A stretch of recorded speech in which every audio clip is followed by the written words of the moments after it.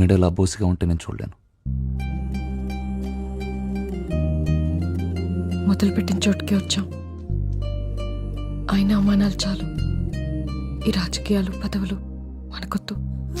ఒక్క ఎలక్షన్ కొడితే చాలు, పోయిందంతా వడ్డీతో సహా ఒళ్ళోకొచ్చి పడుతుంది. ఎవరి కోసం? నీకోసం. అలా అనుకొని నిన్ను మోసం చేసుకుంటున్నావు.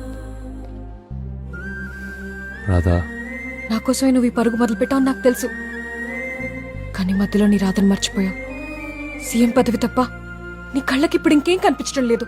నువ్వు అనుకున్నది సాధించడానికి ఏమన్నావు? నేను నిన్ను మర్చిపోయానా? చెప్పేది విను. చేసినంత ఎవరి కోసం? సీఎం పదవి కోసం కాదా?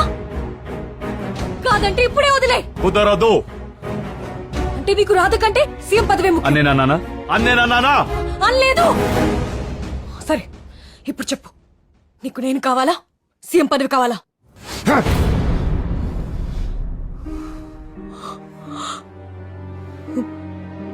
అర్థమైంది.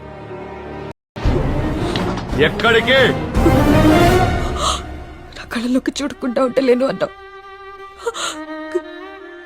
కానీ ఇప్పుడు ఉండగలవు అని తెలిసింది. అర్థమైంది.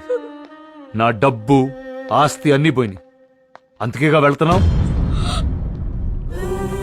నువ్వు అందరిలాంటి అర్థానివి.